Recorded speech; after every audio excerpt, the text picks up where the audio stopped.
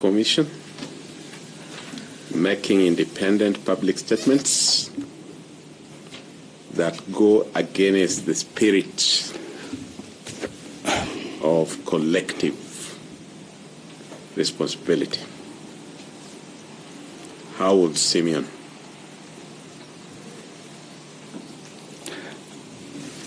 cooperate with other commissioners in dealing with that? Thank you.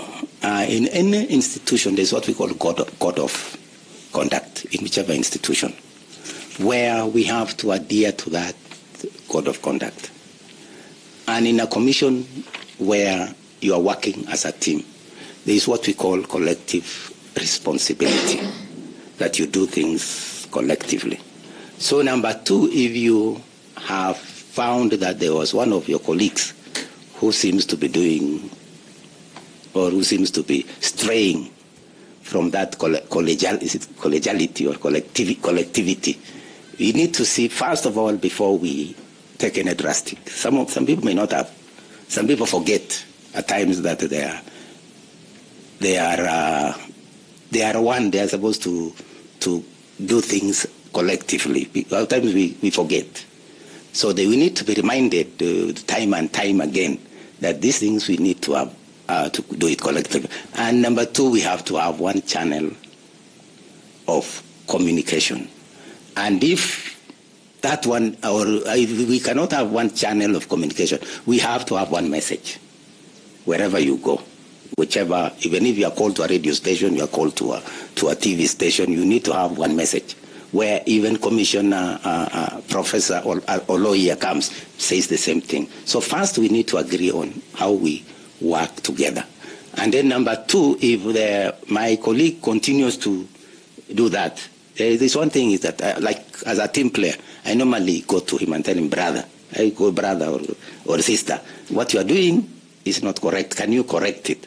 And if it doesn't do it, then other stages will move. My last question in this segment, again a hypothetical one. Yes. Simeon is a commissioner. Mm-hmm. And as a commissioner, you'll always need to influence, but not with command. How will Simeon bring others on board so that in a multidisciplinary and high-stakes environment, the Commission moves together? You know what has happened in this country before with the Commission. Thank you, Prof. You know, in leadership, we have attended some few courses. There's what we call leadership. It's influencing others to do what you want them to do, even without their knowledge. They are doing what you want them to do. So one of the things is that as me, I just give out my opinion, that this is my opinion in whatever forum we shall be in.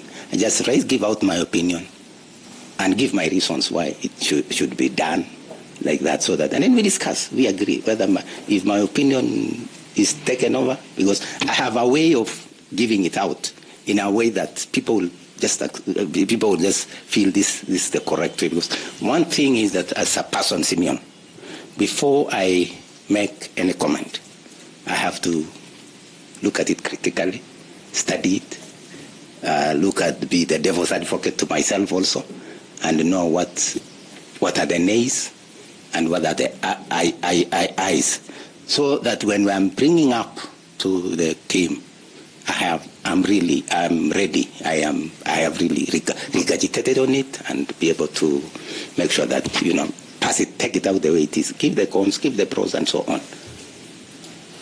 Thank you, Chair. Thank you. Prof, do you have further two questions, please? Yes, Muket. This is a session which we usually, through the chair, ask high school questions. And in answer to Ambassador Koki, you told us you have presided over 5 elections, including Mlolongo, which, because it wasn't in her basket of questions, although the chair tried to prod her, she declined the offer.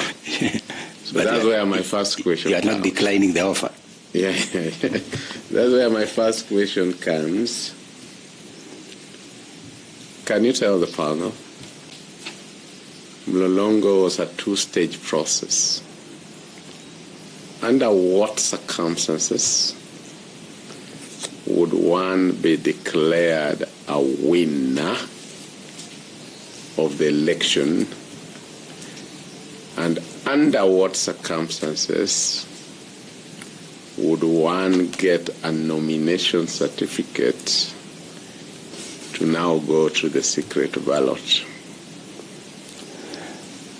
During the Mlolongo time of, I think, that was 1988, and as you rightly put, I don't know whether it was 75%. If you get over 75 or 80%, you are elected. If nobody gets that percentage of the total votes counted, then you get a nomination to go for the second round, which was now the secret ballot. My last question to you. Name two major African independence movements or liberation struggles. Any two. Let me start with our own country, the Mau Mau. The Mau Mau was liberation. You don't have to explain. You already said Mau Mau. Go to the other one was the one for Tanzania. I don't remember the name, but I think it's something to do with either something to do with Ujamaa. Ujamaa was an ideology. An ideology.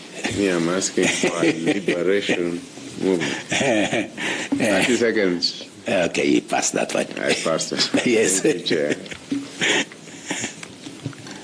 Thank you very much, Mr. Muket. Yes.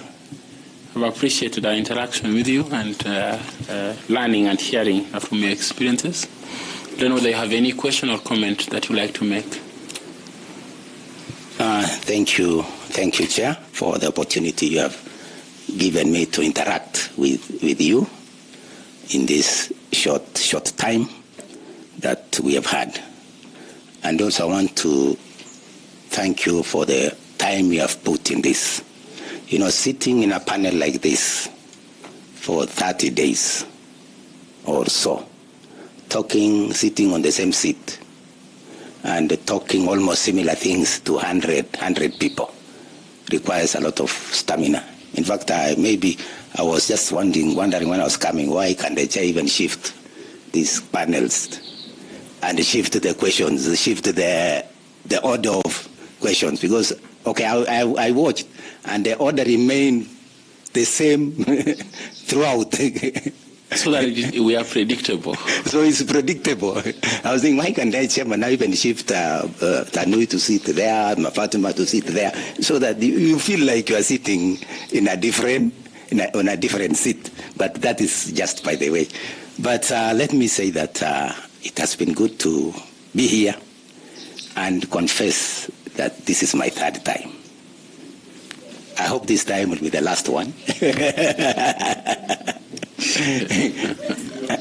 I was shortlisted in 2017. I went for the interview. I was also shortlisted in 2021. I went for the interview, but I thank God I never went for the 120. I never got the 2021 one because I don't know, me and Koki, who also sat here, which side could you have been? Because there were two sides. That one she will answer for herself, I'll answer for myself. But let me say that it has been good to be shortlisted the third time, and pray that may God help you make the right decisions, because this country has to move forward. This country has to have a democracy that works. And this country also, we need people who can be able to reduce the cost of doing things and the wastage. I feel in IBC there's a lot of wastage. and it's because of our democracy. Last year, was it 2023, when there was another panel led by my brother, the chair, who sat for almost a year. I don't know what they were doing. You know, that was a waste of resources in this country. We need to have a country which secures the little resources we have. We cry that we don't have. I think, Fatima, you were also there. And I also said there, when I was talking, the issue of the IBC officers sitting in the offices from 8 a.m. to 5 p.m. I don't even know whether they come to those offices. And at the end of the month, they still go to the bank and earn salary. We need to improve as a country. We need to be more efficient, more accountable to the people, more accountable to the taxes we use. Otherwise, let me say, may God bless you. Have a wonderful time.